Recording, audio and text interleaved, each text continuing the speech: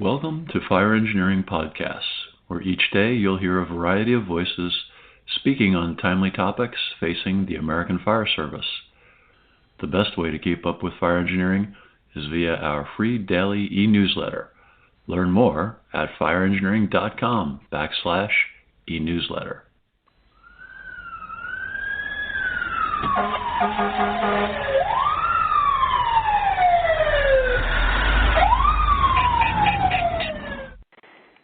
Hey everybody, welcome to Fire Engineering Talk Radio and tonight's installment of the Professional Volunteer Fire Department. Today is Tuesday, May 26th in the year 2020. 2020, many people considering it the worst year of their life, but hey, I guess things could always be worse, right? So let's not maybe go that far, but I'm glad to have you with me tonight. Tom Merrill here. I'd like to thank Fire Engineering Chief Bobby Halton again for supporting these podcasts and the shows. Without any of these people or these organizations, we wouldn't be able to bring you these podcasts. So thank you so much to them. And there's so many great podcasts, so many great hosts, so many great topics. There's something for everybody in the fire service, that's for sure. And as you know, there's podcasts for every type of job and everything that people like to do. And so I appreciate you taking your time out to listen to my podcast because, hey, as volunteers, time is a great commodity, and you're taking the time to listen in. And thank you very much for listening to my podcast, the Professional Volunteer Fire Department, which is dedicated to the volunteer fire service and the issues and the challenges and stories about our great volunteer fire service.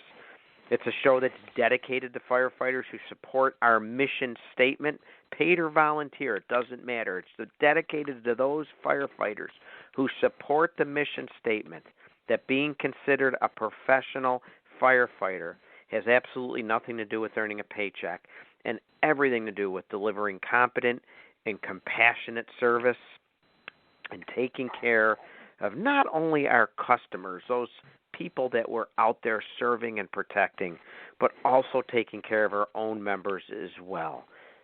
That's what professional is all about. So this show is actually a show for all firefighters, those who truly believe that developing and maintaining and upholding a professional reputation is the duty and responsibility of anybody wearing that title, firefighter, paid or volunteer. Just one quick housekeeping note for this evening. I usually start off with a bunch of things, what's going on in the fire service. I just want to let you know, obviously a lot of shows and a lot of conferences have been canceled, especially some of the big ones, or maybe postponed. And one of the organizations that I talk quite a bit about on this show, because they are dedicated to the volunteer fire service, is the National Volunteer Fire Council, and they do a great training summit every year. It's phenomenal. I presented at it a couple of times. I was due to present at it again this year. They obviously also postponed their summit. It was supposed to be at the end of June, and they just announced it's going to be rescheduled for May of 2021 back in Orlando, where it was supposed to be this year. It was supposed to be June 26th and 27th. But they're doing something pretty cool this year, and they're still going to offer a virtual training summit with snippets and information on the different programs that they were offering. So I'd encourage you to check it out. Go on NVFC, which stands for National Volunteer Fire Council, nvfc.org/summit, and you'll get all sorts of information on that. And if you can, make plans to go to that summit next year, May 21st and 22nd down in Orlando, because it is a phenomenal summit with great instructors, great information, and it's dedicated to the volunteer fire service. And you can walk away with so much great information and networking opportunities that are second to none. I talk all the time about the networking that a lot of times, especially that maybe the newer generation, the younger generation, they think they can learn everything online, which is true. You can learn a lot. There's a lot of great information. And heck, the National Volunteer Fire Council Training Summit is going to be virtual this year. That is phenomenal. But nothing beats face-to-face interaction and networking with those who are presenting the classes and your fellow firefighters from all over the United States and beyond to learn, hey, how do you do things? What challenges do you face? What other things are you doing in your area to be more professional? So give it a look. Check it out, nationalvolunteerfirecouncil.org or nvfc.org, and check out that training summit. And again, you can sign up and do some of the virtual training at the end of the month. There'll be some great snippets of some of the shows or presentations they offer, and I highly encourage it. So thanks to the National Volunteer Fire Council, thanks to Fire Engineering, thanks to Chief Bobby Halton, and everyone else who supports these podcasts, these training seminars, these conferences, so we can all get the word out and talk about how great it is to be a firefighter. Thanks for listening in, and I hope things are going well in your department. I hope it's going well in your fire department family and in your own personal family. Certainly it's been an extremely challenging few months, challenging to many on the personal side being affected by the coronavirus.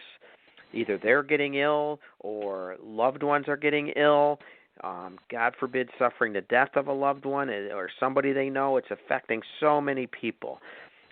Many people not working. They're unable to go out and about like normal. It's affected us in our firehouse, too. So many volunteer firehouses are off limits now. For emergency responses only can people go to the firehouse. And they're not even training in the firehouse, which to me is just crazy. But in true fire service spirit, in ingenuity and learning to do things a different way, we're learning to train other ways, right? So many online presentations and seminars now that normally are held at some of the events that have been postponed or canceled, they're available online. Take advantage of those. Spend a few hours during the week to learn something new and educate yourself about our great fire service. My own department a couple weeks ago did a nice online Zoom training drill, covered some of our SOGs for hydrant hookups and getting water quickly on the fire. And again, nothing beats good hands-on training. Hopefully we'll be getting back to that soon enough. Nothing beats the networking opportunities that come by attending the seminars and meeting people face-to-face. But for now, this is certainly filling the void, and it's filling the void pretty well. There's so much out there. There's a lot that's available that you can take advantage of. Hey, and if you're an officer or someone in your department who's expected to help out with training drills, put on a presentation or consider putting together a presentation for your department or getting people access to some of this fantastic training available online. Maybe just put a link together and get it out to your people so they can access this online. Because fires and emergencies, they're not affected by the quarantine, right? And out the door we still must go. And we still need to maintain our proficiency and skill sets and be ready and prepared for what awaits us. That's what professionals do, after all, isn't it? So the way to maintain that efficiency, the way to stay sharp and keep your own personal skills up to speed, the way to build camaraderie and develop a strong team concept is through a quality training program. A training program that becomes part of the department's culture. One of the biggest knocks against the volunteer fire service is that training is lacking and volunteers don't train enough, or they don't hold their members accountable to ensure they get enough drills in or enough of the right drills, and maybe volunteers only handpick the easy drills to go to, maybe the ones they're sitting in the classroom for only. Oftentimes in the volunteer agencies, the more time you have in, the fewer training drills you're required to go to. Sometimes we hear it from our own members. Our training drills are really not that good. What a waste of time that was. Time is a volunteer's most precious resource, people. And if we waste it, if they come home from work or come home from working at their house or doing things around the house and run off to the firehouse, and they come home and say that was a waste of time, they're not going to go next week or next month for that training drill. They're going to find something else to do. We need to put drills together that are well-structured and motivate our members to go. Heck, I remember leaving my daughter's baseball games to get to the training drill on time. I remember leaving other family functions because it was training night and I wanted to get to the firehouse. Pardon the pun, it fired me up for the job. It got me excited. They were well put together, well structured.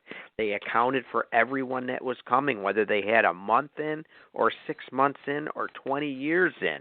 And they accounted for good attendance, bad attendance, good weather, bad weather. It was organized and ready to go. And if it's not, people are going to find something else to do the next time the training night rolls around. Training is a big deal, and we struggle so often in the volunteer fire service in many areas related to training. We could spend an entire show, and we've talked about it in the past, talking about motivating members to go, getting veteran members to still train, including all the members of different ranks and tenures and experiences in training. We could talk about how to properly instruct, because in the volunteer fire company so often it's congratulations, brand new lieutenant, you're doing a drill next week. And they might not have any clue how to put that drill together or how to deliver it where it makes a difference and impacts those attending. And one thing that's truly unique with the volunteer fire service, in many cases we have new people joining at all different times. And it can be a struggle to properly acclimate these new members into the department, especially where training is concerned. It's not like a paid department with a big recruit class coming in and they can all be trained together. Now, some areas of the country may do that. And some departments I know only bring in new members once or twice a year to facilitate making training a little bit easier and getting everyone up to speed maybe a little bit quicker and at the same pace. But the point is, in the volunteer agencies, we have to figure out how to properly bring newer members in and train them, ensuring they get the attention they need, while remembering we have a whole other group, a whole other contingent of members who likewise need training. And most likely in the volunteer department, training is maybe once a week. Some do it once a month or maybe on a weekend. But the point again is we need to train a whole bunch of members at all different ages, all different tenures, all different experiences, all different experience levels, and it can be difficult. And we don't want to try and give them any reason to say, I'm not going to that drill or taking the time to go to that drill because there's nothing in it for me. And recently I was reading through April's Fire Engineering magazine. And as I always do, I stop and check out the Volunteers Corner because, hey, it has good information for us in the volunteer fire service. And I recommend you spend some time reading not only that great trade magazine, but so many of the others.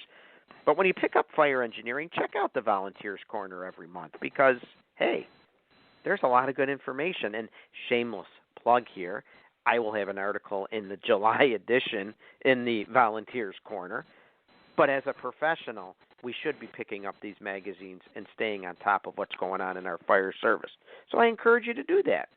So I'm doing it. I'm reading through April's magazine, and boom, there's an article that popped right out at me that had to do with exactly what we're talking about here tonight. 3 options for training rookie volunteer members. An article by Robert Callahan. And I am so pleased to have him on the show this evening to discuss this article because it is such an important topic and, quite frankly, an area where many training officers struggle. And I'd also like to talk to him and use his experiences and expertise about the larger topic of training drills in general and how to confront some of the challenges I just talked about. Now, he's been in the fire service for almost 40 years. He's currently the fire prevention officer and a captain down in the Louisiana Fire District Number 1. I believe it's called Bossier, Bossier. I'm going to ask him that. I'm embarrassed I didn't do it ahead of time. But he's down in Louisiana, and he has served as an assistant chief and an adjunct instructor with the Louisiana State University Fire Training Institute. He's been a contract instructor at the National Fire Academy. He's a district representative for the Firefighter Cancer Support Network. He's been a longtime instructor. He's a fellow FDIC instructor as well. So he's certainly well-versed in the fire service and the volunteer fire service. So please, let me welcome aboard Robert Callahan. Robert, are you with me? I sure am. Thank you for having me on, Tom. so honored to have you on with us tonight. How's things going down in Louisiana? I am supposed to be going down there for a conference in mid-July, and I was told last week the conference is still on, which kind of shocked me. And now my family's giving me grief about jumping on an airplane and flying down there. So tell me, how's things going down in Louisiana? Things are going pretty well. From the coronavirus standpoint, New Orleans has really been the hot spot, and there's been a few minor hot spots in other parts throughout the state, but by and large, outside of New Orleans, things that haven't been very bad at all. It's had some impact, but the impact has really not been as significant as I expected. It's nice. Weather's nice. I'm about ready to pick peppers out of my garden, and I got lettuce, and my tomatoes aren't too far behind. Probably another 2 or 3 weeks, I'll have a whole bunch of tomatoes, so things are going well down here. Well, excellent. As luck would have it, I think my conference that I'm going to is about a half hour to an hour outside of New Orleans, and I believe the airport of choice I'll be landing in is New Orleans. So, yikes! But it's better now. The numbers are way down. Last number I saw was there's only about 850 people statewide that are in the hospital right now for coronavirus. Okay. So and it's not really significant. Yeah, it'll be down even further. So you'll be good.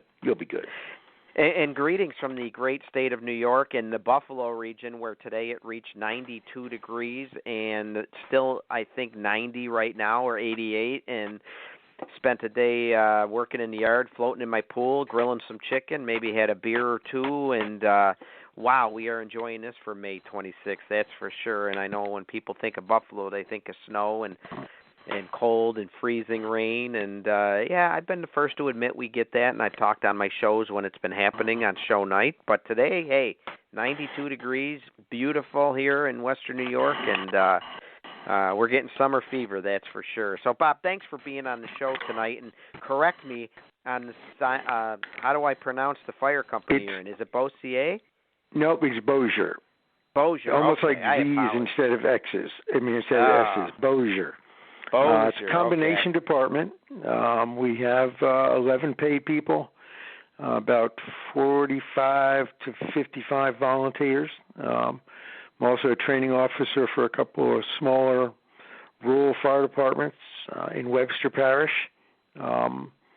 all volunteer, and then I work part-time for another combination department. So, yeah, I was going to ask you a little bit about your background and what brought you into the fire service, and maybe give us a little bit of your journey and how you ended up where you are.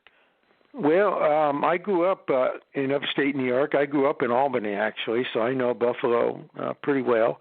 But I lived on a fairly busy street in Albany, and fire trucks would be going up and down the street on a pretty regular basis, so that I developed an interest in the fire service early.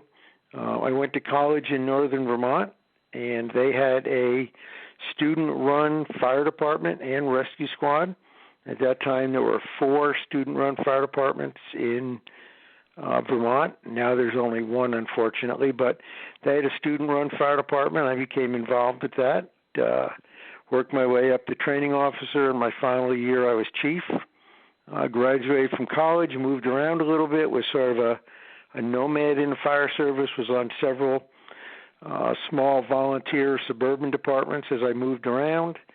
I finally settled down in northern Vermont in 1987 and became involved with the suburban department in Colchester, Vermont, a fairly busy suburban department. And became an instructor there, became part of the training committee, started teaching at regional schools, doing some work for some other fire departments that needed some training. And then I moved to Louisiana in 2002 and just sort of continued where I was going. And as you said, currently I work for LSU Fire Training as an adjunct. I work for the National Fire Academy. District rep for Louisiana Arson and Fire Prevention, district rep for Firefighters Cancer Support Network, and basically my wife doesn't see me a whole lot because most nights I'm out and about doing something somewhere. Spoken like a true volunteer, that's for sure. So I didn't realize you were from the New York area. Boy, another one of our transplants. Wow. We always say the greatest export in New York State is our people. Oh, I agree with that. I'm trying to convince the Southerner to that. So true, so true. So your article intrigued me. It jumped right out at me because training is such a huge topic in the fire service, and it's easy for me to get people to talk about training, but it's not always easy to get people to attend training. And it's just such a difficult topic on so many levels. But your article, how to bring rookies or newer members up to speed and consider different ideas for training them really, really jumped out at me. And I'd like to jump into the meat and potatoes of that article. And again, for our listeners, that was in the April edition of Fire Engineering, and I encourage you to check it out. It was just filled with some great information. But it starts off by addressing the fact that the most daunting challenge is how to effectively train new volunteer members, because you have to balance the initial training needs that they have against the time that's available. And again, you hear it all the time. What is one of the most precious commodities a volunteer has? It's time, and there's a lot of demands on the volunteers, not just going to calls, but doing house duties, or maybe even fundraising, or just you could think of anything else going on at the local volunteer firehouse. So you've got to balance all this together. So some companies decide, hey, we can let the rookie ride out right away and kind of get on the job training. Right? That's happened to me. They threw boots in the helmet at me. Oh, it happened to me.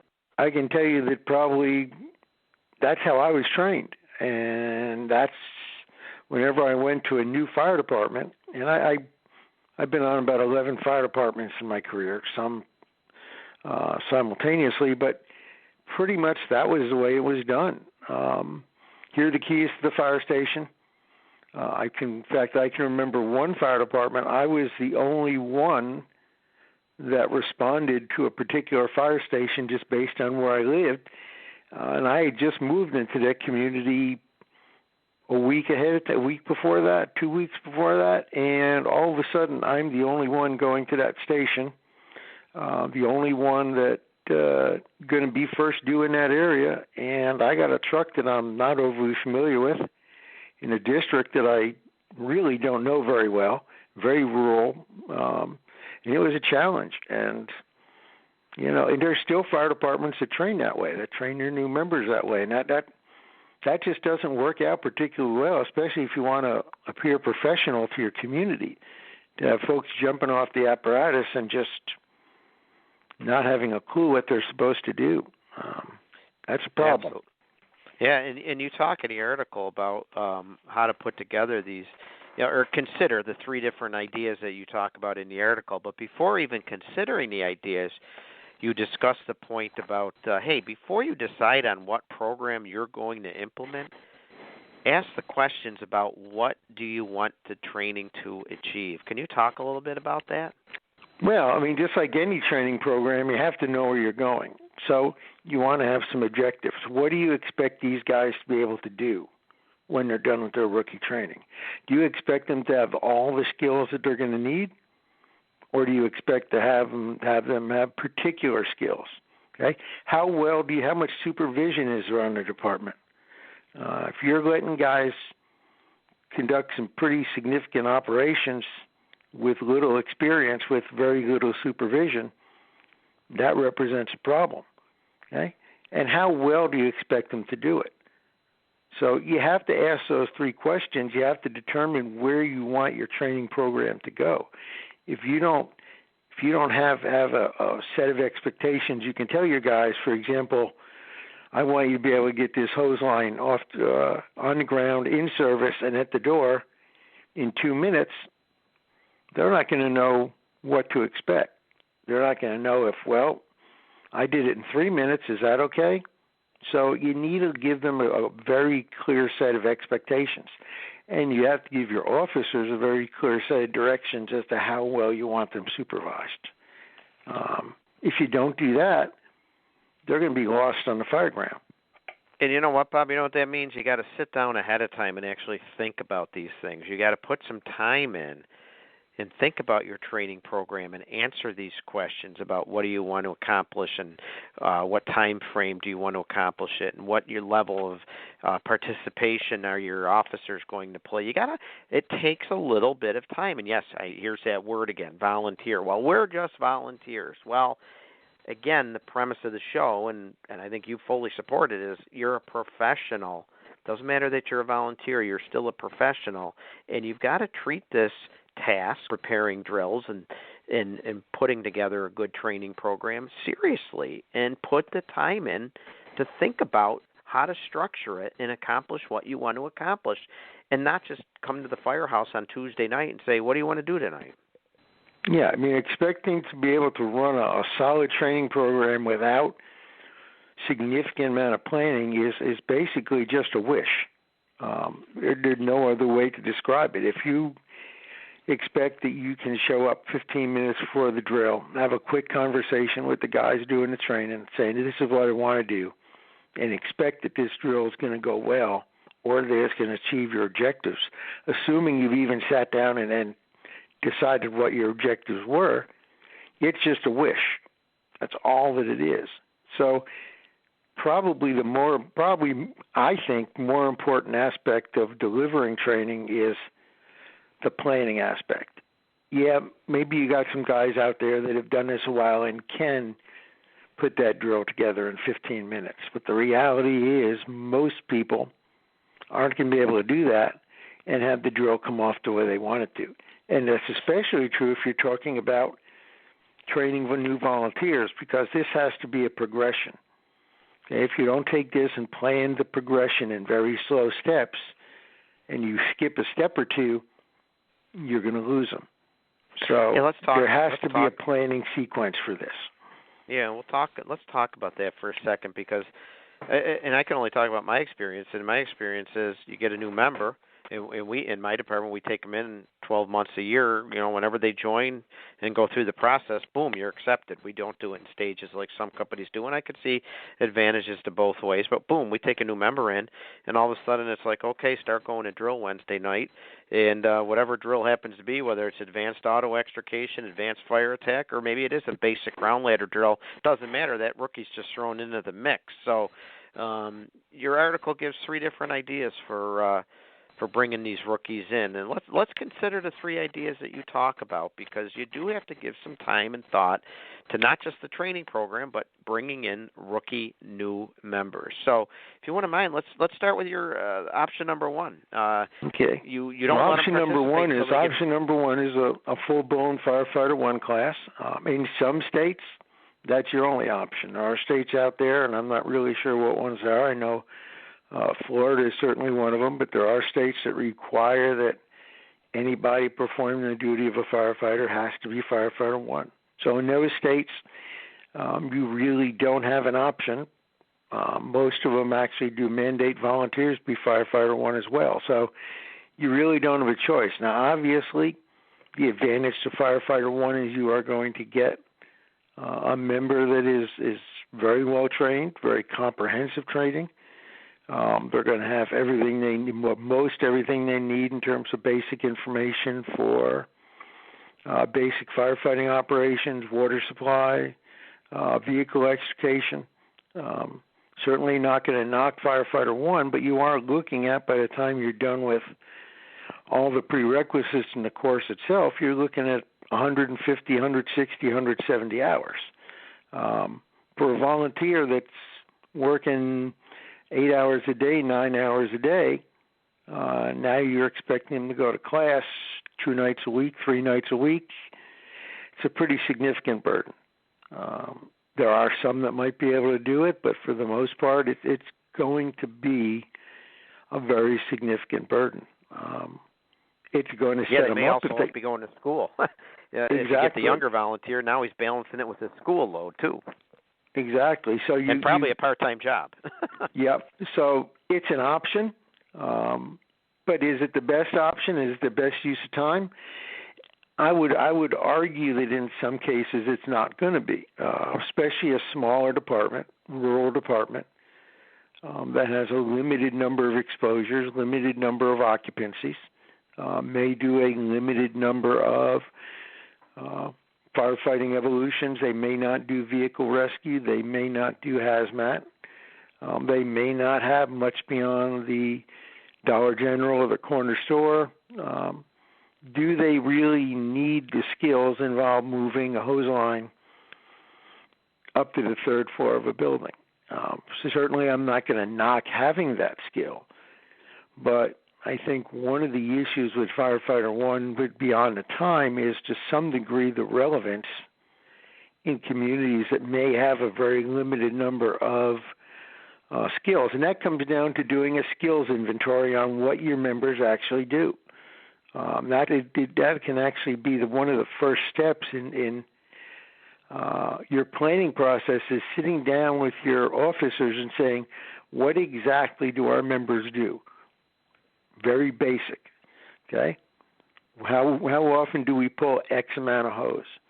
What forcible entry skills do we need? What ventilation skills do we need? And designing your program, especially when we get into the other two options, designing your program around your skills inventory. And that, I think, is a really important step for every fire department.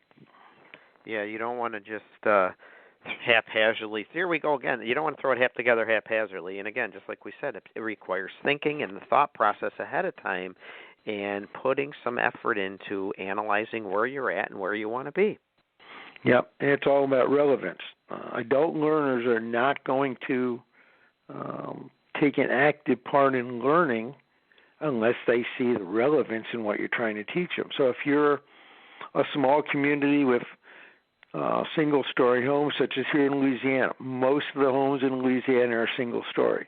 It's not like it was where I grew up in Albany, where the majority of the homes were two-story homes. So for us, the skill of advancing hose line up the stairwell to the second floor is not a particularly relevant skill. Now, we do teach it. We do teach it later on as an advanced skill. But for 90% of our homes, it's not a skill that's relevant. So that's what I mean when I say developing that skill inventory. Look at your building and see how you actually have to advance hose. See how you have to actually perform forcible entry on the doors you're going to find in your district, or the water supply situation you're going to find in your district. Have to make it relevant and applicable to what you do every day, or else you're wasting time, and you may lose the interest of the personnel that you're trying to train.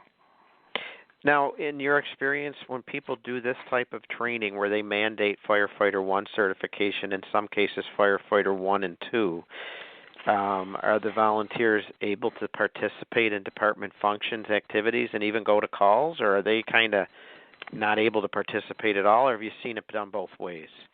I've seen it done both ways. My current combination department, we allow them to participate. We actually have a very high rate of volunteer members in my combination department that have achieved Firefighter 1 and Firefighter 2. We also have a lot of them that have used that to move on to career positions. My full-time department is we have some pretty significant people in the Bossier City and Shreveport Fire Department that started out as volunteers. In fact, a lot of them actually started out as junior members with our department that have risen to the upper levels of management in both Bossier City and Shreveport. So we've been very, very successful with sending our personnel to Firefighter 1. We do Firefighter 1 classes, but we also have a fairly large department where we have instructors and classrooms and props that we can do that. For a smaller department of 15 people, 20 people, without props, without a number of instructors, Firefighter 1 is going to be a challenge. It's going to be a whole lot of work that maybe they're really not ready for.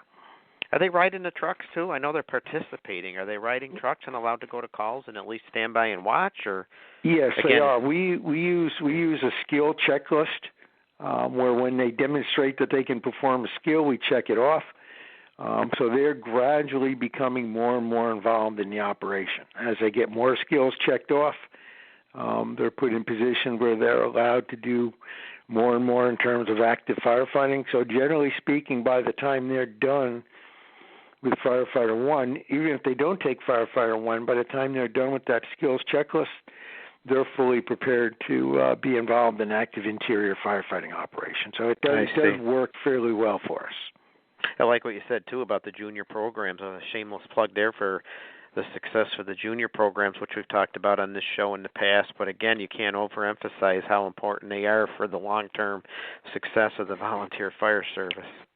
Currently in my full-time department, our chief, our assistant chief, and 2 of our captains came out of our junior program.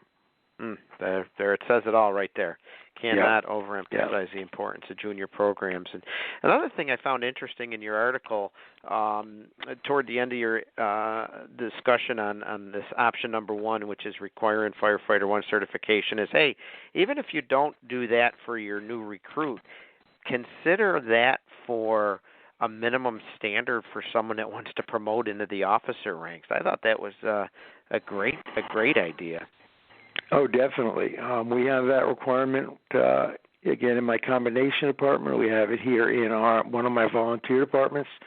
I think it's important because it shows the leadership that person is committed to the organization.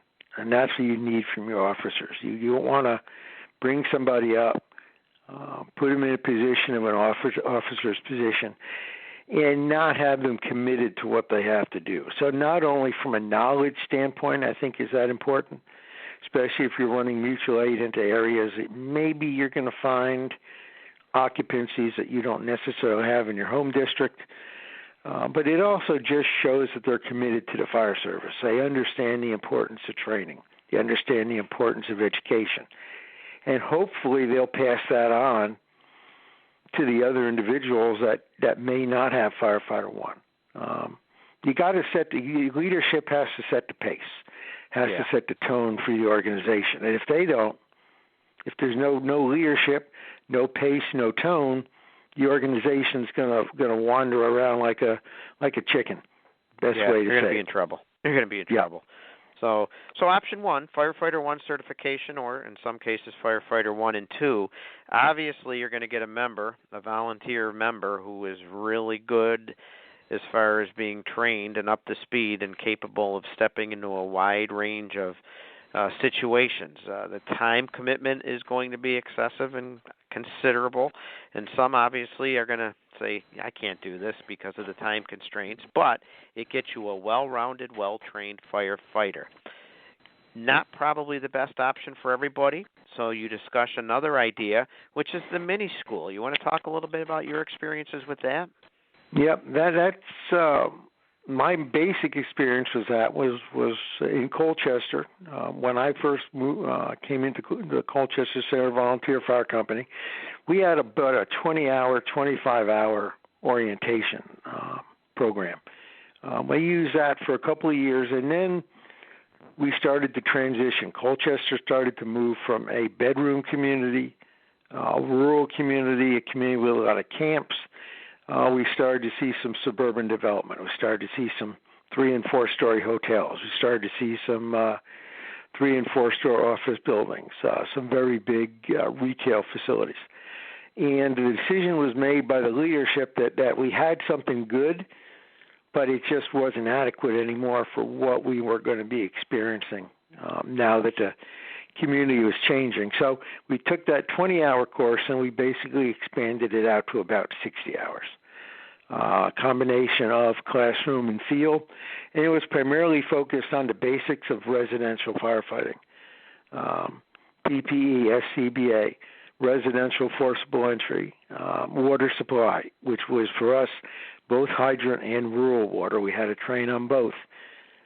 We trained on basic residential fire attack, single-story, 2-story, and then after that we would use department drills to move them into more advanced skills, commercial fire alarm operations, that kind of thing. But it was a fairly good course. Within a year or two, we actually recruited another fire department that became involved with it, that we ran mutual aid with quite a bit. And soon after that, another fire department became involved in the school. So we had 3 fire departments. We'd run it probably about 3 to 4 times a year. Each department would provide instructors. We'd rotate the facilities, rotate the classrooms among the 3 fire departments. And the real strong advantage was that new guys got to know the other new guys on the other 2 fire departments we ran mutual aid with. That's fantastic. Developed some camaraderie, and there were familiar faces when they showed up at a fire. And I think that's really important. I can see a major advantage of this, but I wonder if there were any hiccups along the way. In my experience, and tell me if you agree with this or not, but in my experience, and I talk about this in my presentation of Professional Volunteer Fire Department, some of the source of dysfunction, and when I use the word dysfunction, that's what people see that maybe contributes to anything but a professional reputation, but it comes from possibly not just your own members doing tasks differently because I learned this way, this firefighter learned another way. We have a new chief today who wants it done this way, but not the way you were taught 5 years ago. That can lead to a lot of dysfunction, which looks unprofessional. But now you can also have that in a larger scale when you have mutual aid departments coming in and they do things in a different manner. And now you're raising a ladder one way, but I'm thinking we're doing it another way and we're tripping over each other. But if we have these rookie classes where we have people from neighboring departments training together, they're learning, hopefully, to do things in a similar fashion. But is getting people to agree, is getting the leaders to agree on a set training curriculum? Have you seen that? Is that difficult? That was a challenge. Yeah. We did operate pretty closely in terms of procedures, but there were some issues regarding, how do you wrap the hydrant? One department wrapped the hydrant, one department didn't wrap the hydrant. Doesn't seem like a big deal, but again, gets back to that planning element, working that out beforehand. So basically what we did, we essentially took the Firefighter 1 book, we looked at it, we evaluated whether we were doing it the way that the book said, and we compromised, and basically the skills were taught according to the edition of the book that we were using. And I think, and I'm not going to say that happened overnight, but within 1 or 2 sessions of the class or 1 or 2 deliveries of the class, most of those problems were worked out pretty easily. And now you got people operating on the same page, which is exactly the way you want it to be. And you're going to be calling these people for help at structure fires and large incidents, so why not have everyone on the same page? Yeah, we were actually using them for everything. We had mutual aid for just about any run, vehicle fires, brush fires. So we were seeing them on a pretty regular basis. And then fire alarms, we get all 3 departments. So we were working together probably at least once every couple of days. So it was a fairly frequent event when we'd work together with them. Now, when they're doing this 60 or 65-hour rookie class, are they also attending maybe, because Firefighter 1's only come around so often, and sometimes they fill up quickly. So is it a challenge? Do you sometimes have members doing both? I'm in a 65-hour rookie class, but now on Tuesdays and Thursday evenings I have to go to Firefighter 1, or do you kind of encourage people to do one or the other? Well, interestingly enough, my son finally got involved in the fire service about 2 years ago with the sister department that I was on in Colchester, and they gave him the option. They were doing the class, which actually the 60-hour class has now been adopted by the entire county, which is pretty cool. But they gave him the option of taking the 60-hour class or taking Firefighter 1 that was being done at the same time. And he chose Firefighter 1 because he's thinking long-term. He's thinking possibly a full-time career in the fire service. So he chose the Firefighter 1 option. But they did give him the option of one or the other. So can they skip Firefighter 1 permanently if they choose the 65-hour class? Do they not have to take Firefighter 1? Well, I'm not in that area anymore, but from what I understand, Firefighter 1 is strongly encouraged after you take the 60-hour class. Because the 60-hour class is pretty particular to that area. Firefighter 1 is going to give them a lot of general knowledge, and I think those departments do like to see their members that want to advance to take Firefighter 1 down the road. I gotcha. You mentioned something interesting, too, that I want to just get your opinion on or input on because it's not really thought of as a drill topic, but I think it really needs to be because I think we go to more types of calls like this than just about anything else. You quickly covered. One of the topics is the fire alarm investigating and teaching some skills that need to be understood by the rookie, and I think it's probably important that we do that for senior members as well. Tell me a little bit about that drill station or evolution. What are you covering there? Well, the first thing we have to do is we have to make sure that the senior members understand that a fire alarm is a fire or a potential fire.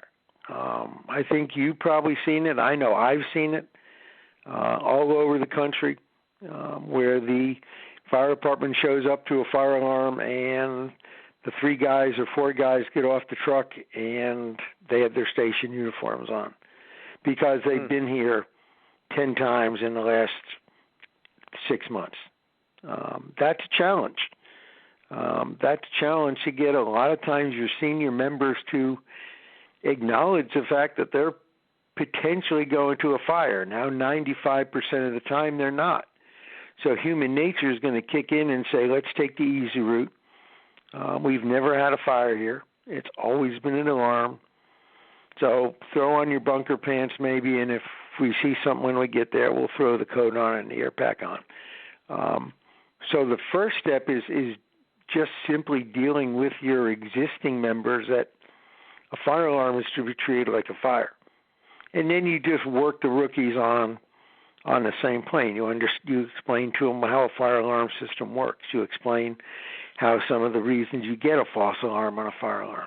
You explain how you may not see anything at all from the outside of the building, and then you get up that elevator or climb up that stairwell to the 3rd floor, and all of a sudden you got smoke.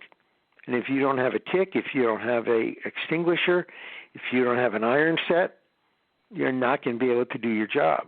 So it just comes down to reinforcing with them how important it is to be prepared, which goes back to the premise of your show. Professional firefighters don't show up at a fire without the equipment to put out the fire.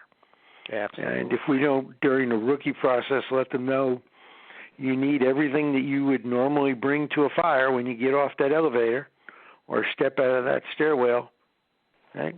When you have an alarm, if you don't have it, you're not going to be very effective. Oh, so true. And you're right. You're a professional volunteer, and professional means being prepared. And then senior members listening to the show, because I'm a senior member with 38 years now, I don't know where the time's gone, but I lead by example. When you get on that rig, expect to see fire and be dressed and prepared and ready to go always.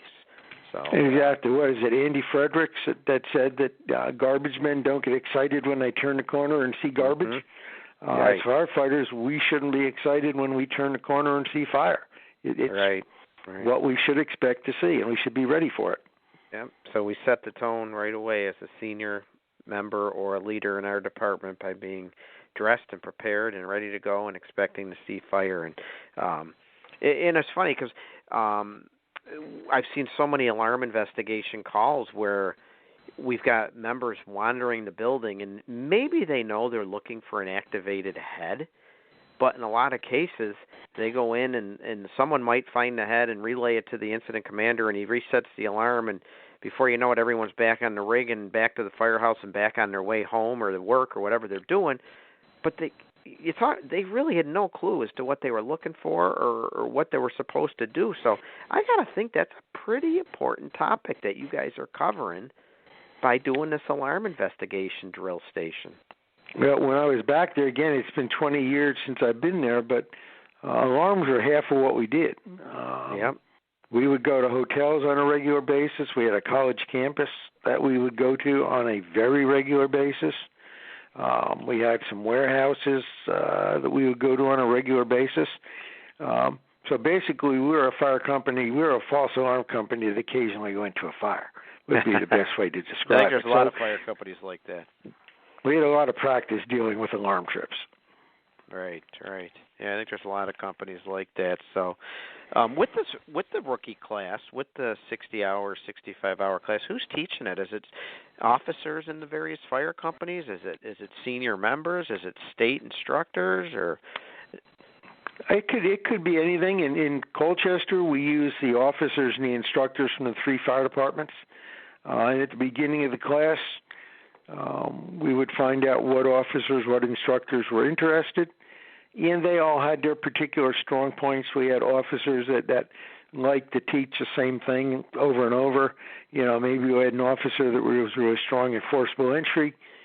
He would want to teach that. We had another officer that was strong in fire behavior. He would teach that.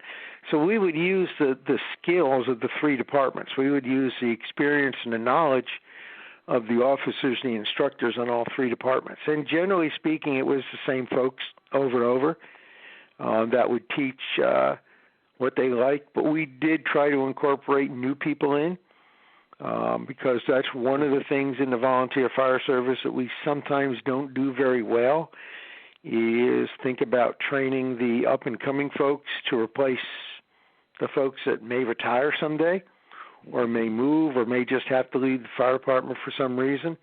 So not only for us was it a process to train the rookies, but just as importantly, it was an ongoing process which gave us the ability to train new instructors, folks that maybe hadn't instructed before. It was a good way to bring them up. They teach under the supervision of an experienced person, and within a couple of rotations, we now had instructors that were capable of stepping in if the older members couldn't teach that particular program. So often not thought about the importance of succession management and remembering that we got to bring those people up that are coming up behind us and pass on our lessons learned and take some time with them, because so often, and again, in the volunteers, it's okay, you're now a new officer, you got to teach drill next week. And there's no foresight into teaching them what it means to teach a drill. No, and it's very difficult. Obviously, if they have the resources to go to Instructor 1, that gives them some background, but, sitting in an Instructor 1 class and listening for 40 hours and then doing that 1 or 2 presentations you have to do for 15 minutes in class is a whole different world than now having to stand in front of 2 or 3 fire departments and do a 2-hour drill. So it's some preparation, but it's a learning curve. I hate to say it, but it's an on-the-job learning curve. Sure. Someone dinging in here with a question that they want me to ask you. With the rookie program of 65 hours, are they, in your area anyway, were they allowed to then, they're allowed to go into a structural firefighting environment, and if something was to happen, God forbid, where they get hurt, there's no harm in them not having the full Firefighter 1 certification?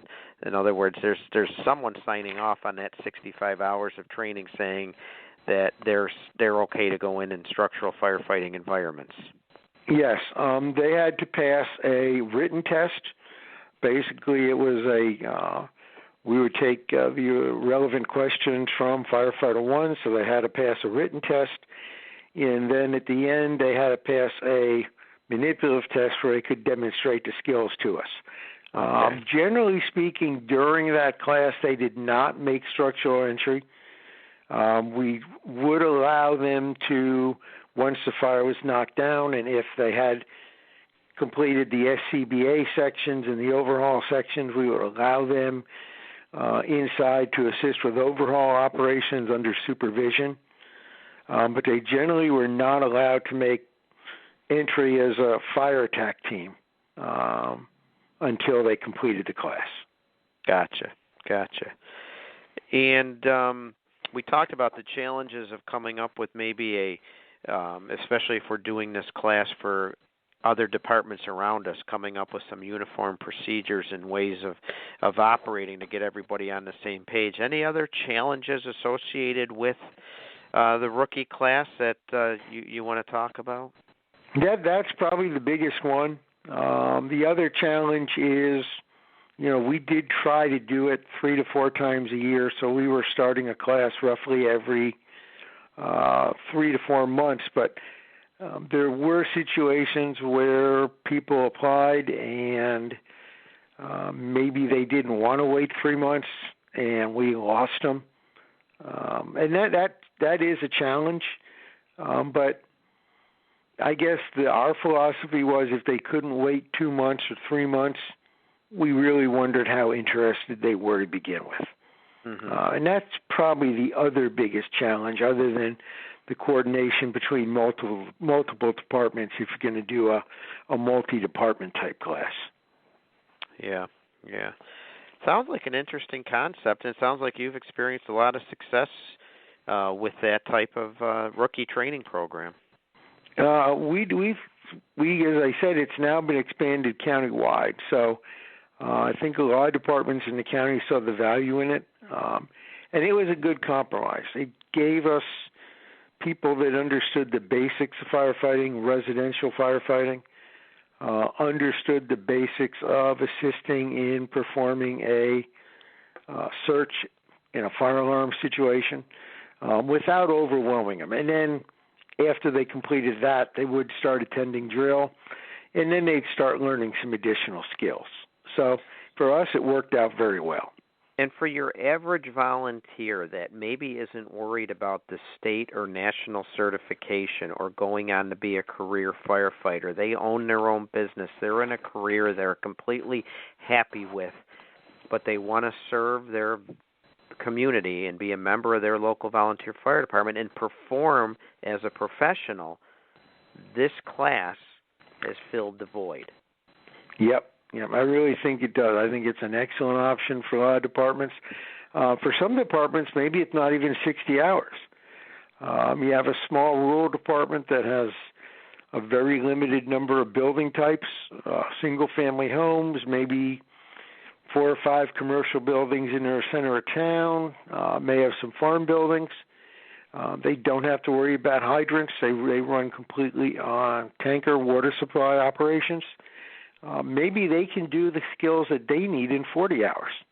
So it doesn't even need to be 60. Again, we go back to the skill inventory, taking a look at what your members do and how often they do it, and developing your training around that skill inventory. And tailor it, for your area. What are you going to What are you going to see, and what are you going to be expected to do? Exactly. What do you expect your members to do? Under what level of supervision you expect them to do it, and how quickly do you expect them to do it? Ask those 3 questions. You'll come up with your objectives for your training program. Excellent. So that's option 2, called the mini school. And again, it takes some time. It's not going to be completed overnight. It takes cooperation of the leadership from all agencies. Maybe it's just one department doing it, but if you expand it to other departments, people got to sit down and work together and put together a model that's going to work for their area, and base the skills on the local experiences there, and maybe the local construction and occupancies that you face out there. So great idea. A lot of good information there. And then in the article you talk about the third option, which is called train as you go, and I would say, yes, this is definitely the most common way that most volunteer members are indoctrinated into the fire service or even the combination service, and that involves new members just being trained alongside our existing members at the department's weekly training drill or monthly training drill. But in your opinion, it's the least effective method, isn't it? Yeah, because basically a couple of reasons. First of all, you don't have the ability to sequence your drills.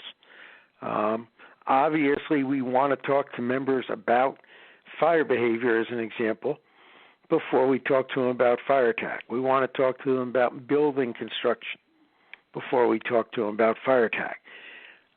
Train as you go is dependent on the department training schedule. So that person showing up for the drill the first night may show up for a drill on vehicle extrication or may show up for a drill on rapid intervention. They really don't have any kind of prior knowledge, prior experience as to what they're seeing.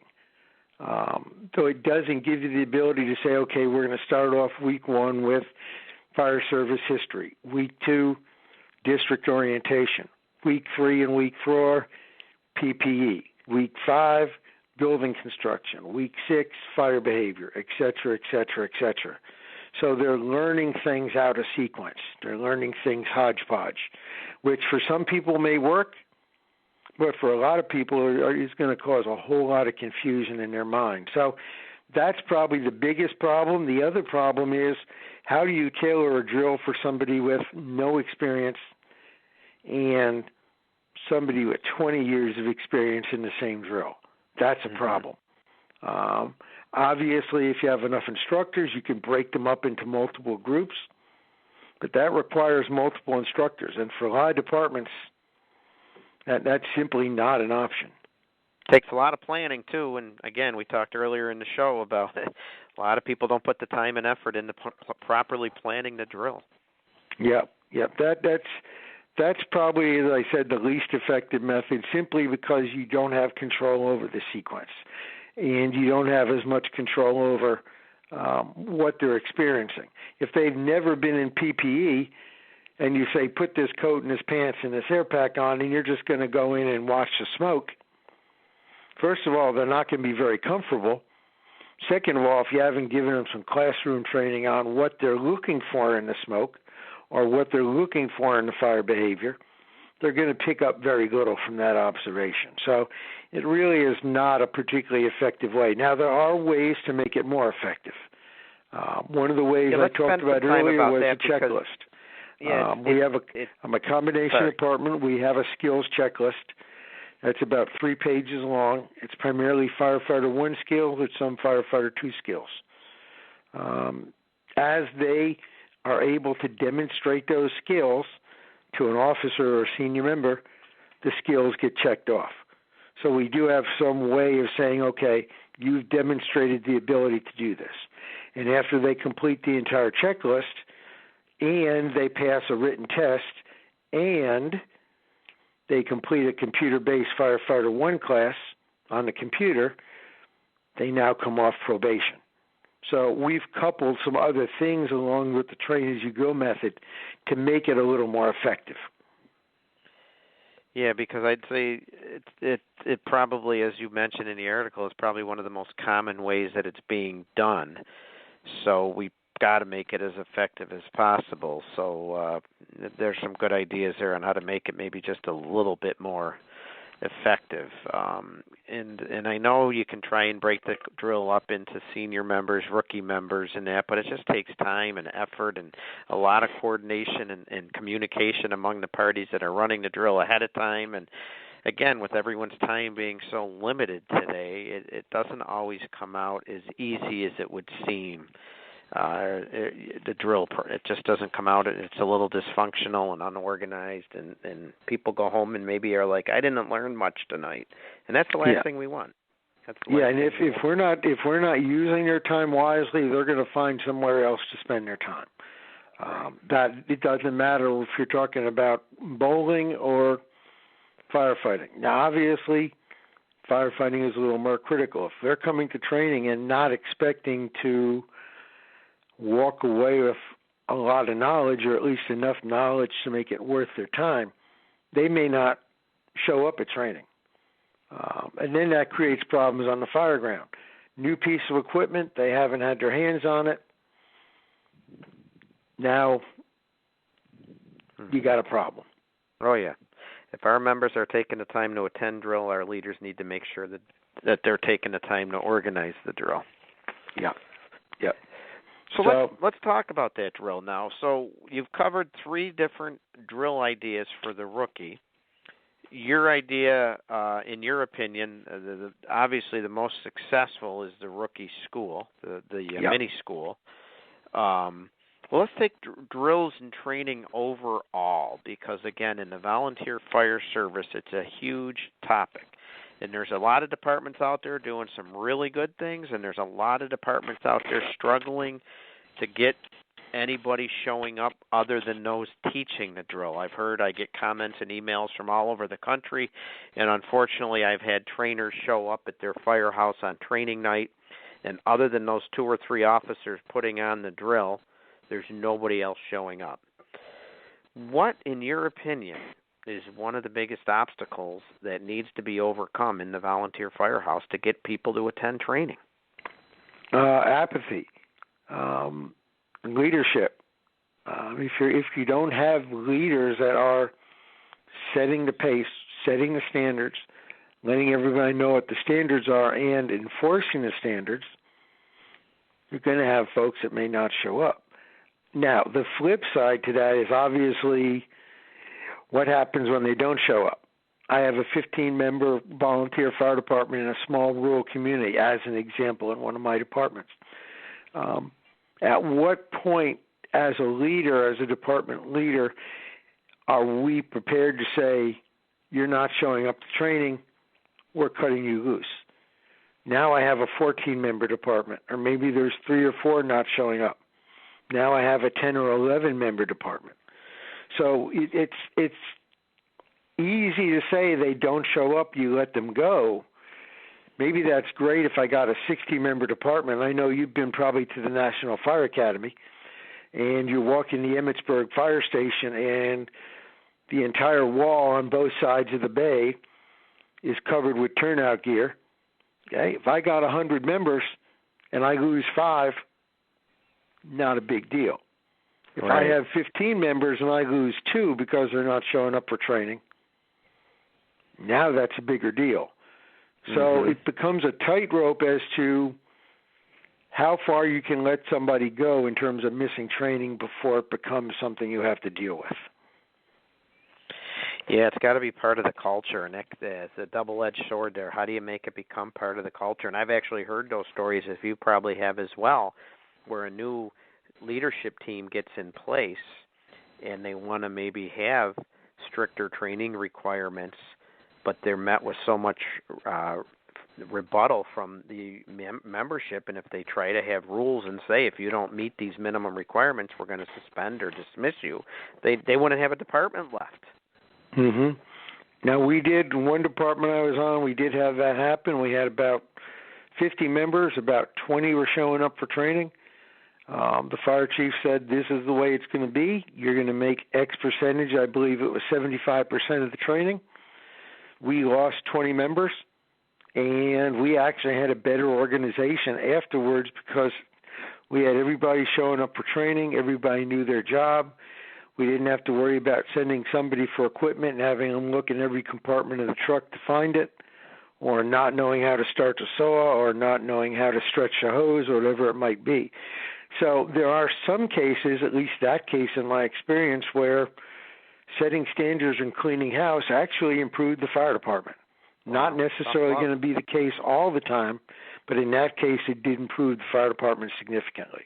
Yeah, tough love. And you know, when you talk about leaders setting the example, I read through that too, to not just our officers and chiefs, but your senior members. You're a new member and you see senior members dismissing drills and you don't see them on the training ground. How quickly do you understand that, oh, it's okay if I don't go to that drill then? Well, very quickly, because the fact is a lot of your senior members are your informal leaders. I know we're not FDNY by any stretch, but if you look at FDNY, the real leadership on the companies very often is that senior man. It's not the officer. The officer will tell the senior man what he wants done, and the senior man is the one that very often runs a big component of that firehouse. The culture has said the senior men are the leaders, and if you want to be a senior man, this is what's expected of you. We need to do the same thing in the volunteer fire service. We need to empower our senior members beyond the officers to be the leaders, to be the informal leaders, and they have more influence than most people imagine, in some cases more than the officers. And you know, one of the biggest obstacles, not obstacles, but one of the biggest issues in the volunteer fire service and in a lot of organizations, and I've talked about it on the show in the past, is cliques. And groups not accepting other groups and forming their own little in-house group in the firehouse, and this group not participating or working with this other group. And I still say the best way to defeat that, the best way to have one clique for one department, is to get people out on the training ground working together. And you can do it even if rookies are off on their own and senior members are off on their own, because ultimately you're still all up there working and training for a common cause, and maybe sharing a common meal at the end of the drill that night, or maybe before the drill that night. And boy, does that help build camaraderie and demonstrate teamwork and working together, and it knocks down cliques. Oh, definitely. There's no doubt that a department that functions together beyond the fireground is going to be a better department, whether it's something as simple as opening up the soda machine after the drill and letting everybody take a soda or two, whether it be something as simple as once a month you bring in pizza before the drill and everybody shows up, whether it be incorporating the families inside some type of family activity. The more you can bring these folks together in one way or another, the more you can bring them together, the stronger an organization you're going to have. And I've seen some very, very strong fire departments. And a lot of the reasons why they're strong is it's not just Joe on the fire department, but there's activities for Joe's wife, and there's activities for Joe's kids. And they get the families together, and everybody starts to know each other. And the cliques start to disappear. Not completely, especially in small towns. You're always going to have cliques, I think, in small town departments. But working together on the fire ground, but more importantly, doing stuff together once that drill is over, or maybe one Saturday a month, I think is really important in bringing everybody together. Yeah. Hey, Bob, let's say you're the new training officer and you've really been working hard at trying to motivate members to attend. And, you're doing good with the rookie members because they're new and that's what they expect to be doing, so they're coming around on training night. But let's say the message has been getting out to some of the senior members. I'm talking 30 years on, 25 years, 35 years, maybe even some past chiefs or past officers. If I'm a training officer, what can I be looking at to try and get them continued to be motivated to attend, and how can I involve them so they're not going home saying, well, I went to drill tonight, but it proved why I haven't been going. There was nothing for me to do, or they didn't, give me the respect I think I earned. What can we do to take advantage of those senior members that are coming and encourage them to keep coming? Well, the first thing is you need to involve them. I'm going to be honest, I have seen a lot of fire departments where the senior members, especially the older 20, 30-year members that can't fight fire anymore or don't want to fight fire anymore because of physical limitations, where they're sometimes just sort of shoved to the side. They're not involved, or they're not asked to be involved in the training process. They're not asked to be involved in designing drills. They're not asked to be involved to teach. So they don't feel like they're valued anymore and their experience isn't valued. We have to find a way, on a personal relationship way, to get them involved, to get them motivated to share that experience, share that knowledge. Maybe there may be some retraining involved. Because maybe they're not up to speed with the newer things because they haven't been involved. So, yeah, there might be some training involved to get them to understand this is why we do things now compared to the way we did it 20 years ago. But at the end of the day, if there's no effort to get them involved, if there's no effort to show them that they have value, there's no effort to show that their experience is considered important, they're going to drift away. They're not going to want to be involved. So we need to get them involved and keep them involved in the fire service. Yeah, so important. Extend some professional courtesy their way in recognition of what they've given the department and contributed to the department over the years. And now some people aren't comfortable maybe doing that, which is fine, but you give them the opportunity. And you don't put them on the spot, I've found, either. A lot of senior members Sometimes they may get embarrassed because they're not as sharp as they used to be, and maybe they aren't up on that new tool that you mentioned that maybe the company just put in service. So you don't want to just spring it on them at the last minute. You want to talk to them ahead of time and say, hey, Jane, or hey, Joe, I'd like to use you at drill next week. I know you used to be really good with ropes and knots. Would you mind teaching a station? And sometimes they may say no, but they're certainly going to appreciate being asked. Yeah, just being asked goes a long way. Yeah, and if you they said do they may not feel comfortable. In fact, you walked up to them and asked them, that may be all it takes. And maybe they don't want to teach, but it might be all it takes to get them to come back to training next week, because you showed them that you respect them, you showed them that you value their experience, and you showed them that you want them to still be a part of the department. And that's very important to an awful lot of folks. Yeah. Yeah, and asking their opinion maybe as to why you do something a certain way before you change it. Why do we do this type of hose load, or why did we ever buy this piece of equipment? I'm going to put it in the back room. Well, because here's the reason. At least we're extending that courtesy and giving them a chance to explain why something's done a certain way. And boy, you can really improve morale that way.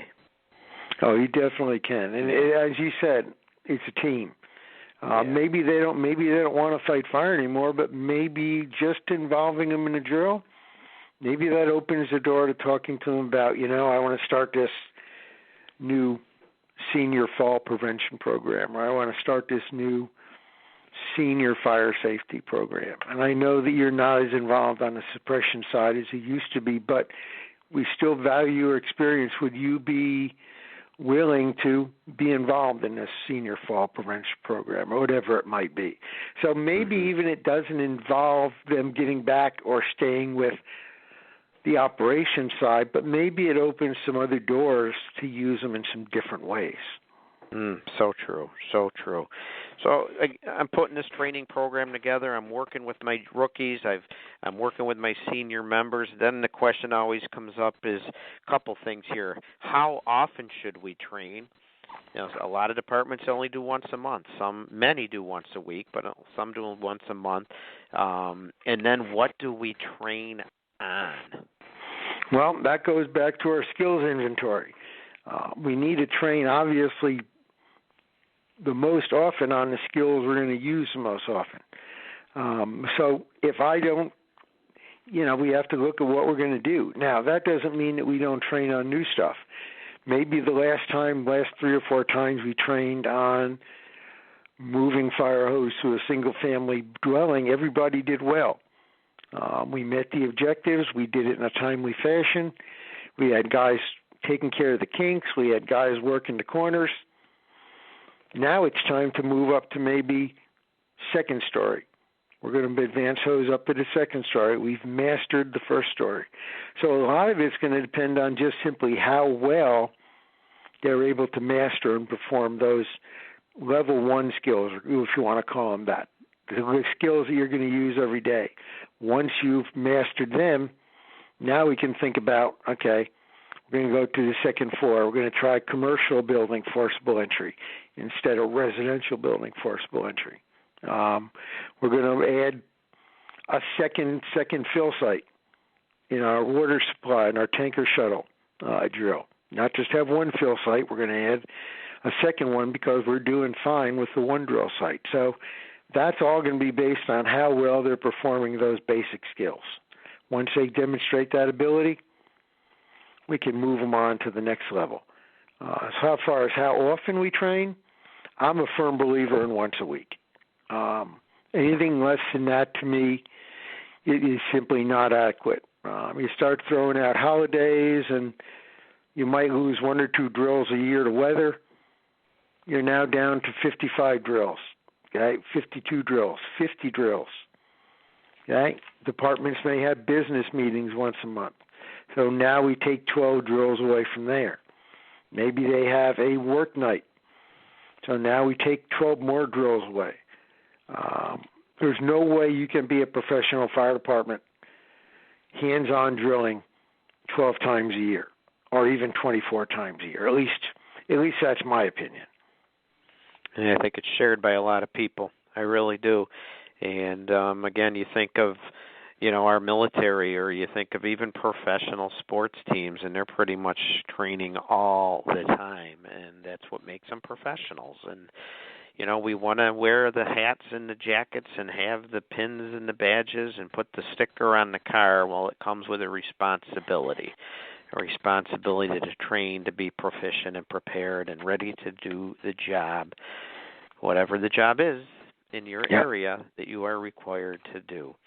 Now, I do understand that there's some departments out there that may say, okay, we simply don't have the time to do technical rescue as an example, and that's fine. But the jobs that you select to do, make sure you know how to do them. Mhm. Yeah. And one last thing on training that I wanted to ask you, and is I'd like to get your input on officer participation. Again, and I base a lot of what I talk about on my experiences. And in my experiences, we get our officers involved in planning drills and putting drills on. And at a drill night, if an officer isn't one of the teachers, in other words, was not involved in planning the drill or is not running a drill station, and I have seen it where officers kind of stand off in the distance because now I'm an officer, I don't have to do the drill station. My point to anyone listening tonight is if you're one of those officers, you are now a student and should just get in that drill station and participate like the other students. Because, hey, just wearing that officer's helmet doesn't make you as sharp and proficient as you need to be. Oh, I fully agree with that. Now, I understand there's times when officers may have to deal with an issue, get together as a group.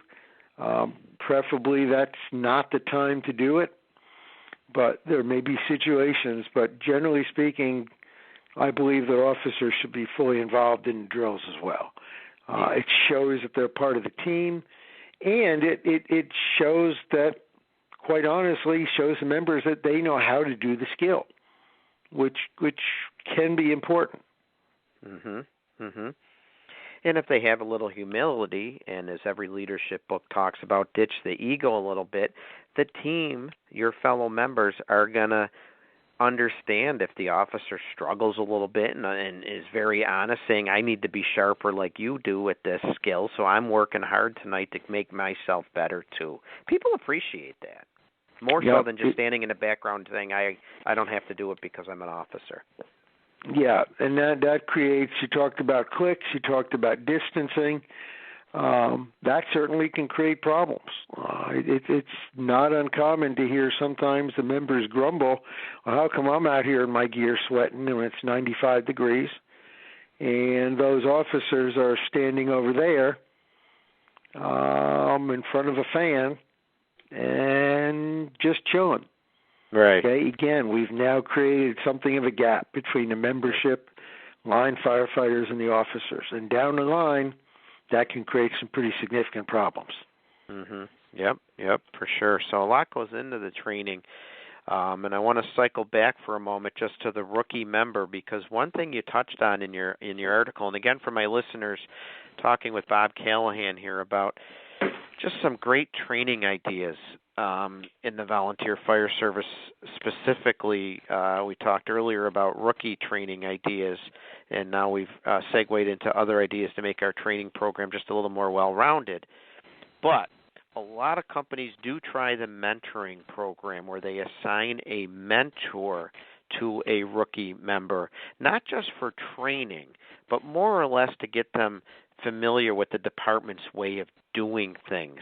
But I like how you put that in the end of the article, because you really talk about some important attributes of a good mentoring program. And I'd like for you to talk about that just for a minute as we wrap up here, because mentoring is sometimes easier said than done. And I think a lot of departments sometimes make mistakes by thinking they have a good mentoring program and it's not meeting the objective. So can you just cover real quick what you talked about in that part of the article? Well, mentoring, again, goes back to planning. You have to decide who's going to make a good mentor. What skills do they need? What attitudes do they need? Do they have the time to be a mentor? Because if they don't have the time and the new rookie is trying to call this guy and it takes 4 days for him to get back to them, that's going to be a problem. So do they have the attitude? Do they have the skills? Do they have the time in? Do they actually understand what they need to teach? Has the department developed a book or some kind of a guidance for the mentor so that he knows what he's supposed to say? So that mentor A doesn't tell rookie A this and mentor B doesn't tell rookie B something completely different. So the department has to take the time to develop some guidelines as to what they're going to tell the mentor, what they're going to tell the rookies. If they don't do that, you're going to end up with 10 different messages from 10 different mentors, which is going to create, again, a whole bunch of problems, a whole bunch of questions, and a whole bunch of confusion. Yeah, and you can't force somebody into being a mentor either, right? You really want somebody that wants the job. Hey, Chief, Exactly. I'd love to mentor the new members. Exactly. You're probably going to find in a typical fire department there's probably going to be 3 or 4 people that want to be mentors. Most people aren't going to want to do it for a number of reasons. If you try to force somebody into it, they're not going to be very good at it. And the mentor definitely needs to have the support and trust of the senior leadership as well. I've heard horror stories, and I've talked to people about mentoring before, about the chiefs being suspect of the mentors, that they're undermining the chief, and the chief then now starts saying things opposite of what the mentor's been saying, and it leads to the poor person being mentored. One person saying one thing, one person saying another, and you talk about dysfunction. Holy cow! So Yeah. You really got to have your act together when you put a mentoring program together. Yeah, it's very challenging to put together a good mentoring program. You got to find the right people and give them the right messages, or else you're going to end up with some issues. Like put a template together too, so you can ensure that a uniform, consistent message is delivered to the member joining 6 months ago, and the member joining today, and the member joining tomorrow as well. Exactly. Yeah. Whew. Boy, we covered a lot tonight about training rookies and senior members and getting everyone involved in training and motivated to show up. Is there any last words, Bob, that you'd like to talk about before I send you on your way tonight about training and what we can do to put a good program together? Probably the biggest thing that I can say is look around. Don't be afraid to ask questions. Don't be afraid to, when you go to a training session and you run into somebody that does training for another department, don't be afraid to ask them, what do you do? Don't be afraid to use other people's ideas.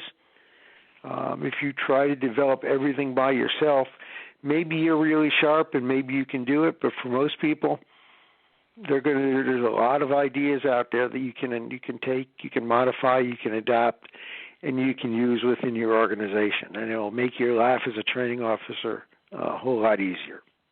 Yeah, good advice. Well said. And Bob, if any of the listeners wanted to get a hold of you, pick your brain a little bit about training, maybe learn some more information about your ideas for training rookie members, how can people get a hold of you?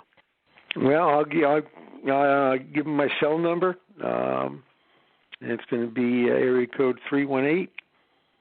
318-564-2561. Or if they want to email me, they can use my email address, which is all one word and all runs together, Fire Prevention Officer, the number 11, at gmail.com. And I'll be more than happy to help anybody out there that might want to pick my brain or might want to call me and say that they think I'm crazy. Either way. And you're also teaching, you were slated to teach a class at FDIC this year, and I think you have an article coming out soon in fire engineering. Was it responding to small box fires? Yeah, exactly. I have an article coming out in July, just like yours, responding to small box store fires with limited personnel. Every community has a Dollar General or a Family Dollar or a CVS pharmacy or whatever it might be. Basically, it's the 10 commandments of responding to small box store fires. So it covers everything from planning and preparation and training all the way down to what you need to consider when you're rolling into the parking lot and you got smoke of fire showing out of the building. Sounds great. And how about this? Can we make an arrangement maybe for a future show to have you on to talk about that? We certainly can. I have no problem with that because, as I said, just about every community out there faces it. I don't drive to too many communities that don't have a couple of small box stores. So it's out there for every fire department in the country to have to deal with potentially. Excellent. And I will pencil that in. I'll get a hold of you. We'll plan that down the road for a future podcast episode. All right, that'll work. I had a great time talking to you. Hopefully inspired a few folks to think about their training program and maybe make some changes or maybe look at it and say, we got a pretty good program. I'm happy. Yeah, at least they're thinking about it, right? Because as I said at the very beginning, it takes time, effort, and some forethought to put together a good training program. Sure does. If you try to throw it together in 2 weeks or 15 minutes before the drill, it ain't going to happen very well. All right. Well, Bob, thank you so much for being on here this evening. And like I said, I look forward to talking to you again down the road, and we'll plan out another podcast. That works for me. You have a nice night. Thank you so much, Bob. You too, my friend. Thank you. All right. See you later. Bye. Okay. What a great show this evening. My thanks to Robert Callahan for being on, talking about training. Big focus on training our rookie members. So important to have a well-organized, well-structured training program. Folks, we are volunteering for something that can kill us. And I don't care if you're a scene support or exterior member. It doesn't matter. Even if you're showing up at the firehouse in some type of support role and you don't even leave the firehouse, it's still a very dangerous job. And we all need to train to be proficient at what it is we are expected to do.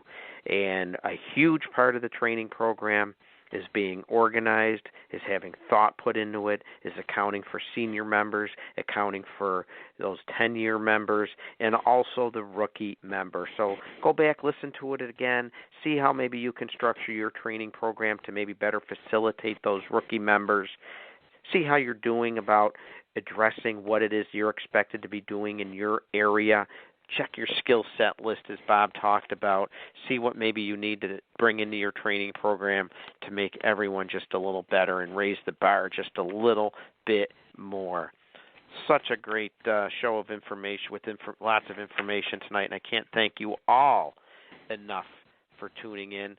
A little bit more information as I wrap up here. If anyone would like to get a hold of me, I encourage you to do so. My personal email is tamerrill63@AOL.com.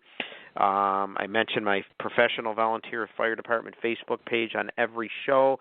Again, I'm still drawing ever so closer to 10,000 likes.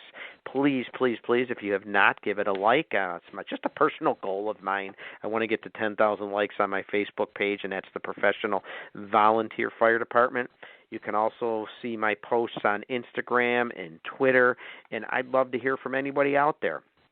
Let me know what you're interested about talking about on future shows. Let me know about what's going on in your neck of the woods, what successes you're experiencing, what challenges you're experiencing in your hometown fire department.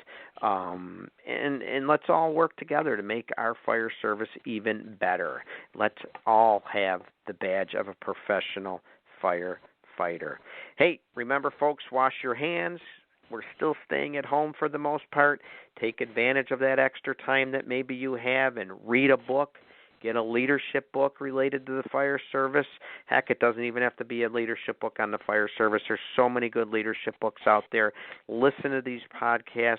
Go online and learn so much more about this great profession of ours and make a difference. We'll get through what's going on. It's a tough time right now. Some of our brothers and sisters are really having a hard time with sick and ill family members, and some have suffered tragically, and we need to remember that and hold them in our thoughts and our prayers. And as I finish up tonight, again, thank you to Fire Engineering and Chief Bobby Halton for allowing us to do what we do, and we love to share our message via these great podcasts, so check them out in addition to mine. My next show is scheduled for probably July. I don't have the official dates yet, but I will get them out there when I do, and I can promise I will have some more great topics to talk about, including down the road. I'll get Bob back on to talk about the fighting fires in the box store with limited resources. I think that's a great topic for another day. So that's about it for this evening, folks. I really appreciate you taking the time to listen in. And remember, our residents are owed a professional service delivered by professional firefighters representing a professional organization. So thanks for tuning in wherever you happen to be from. Please stay safe, stay well, and we'll talk to you again down the road. God bless.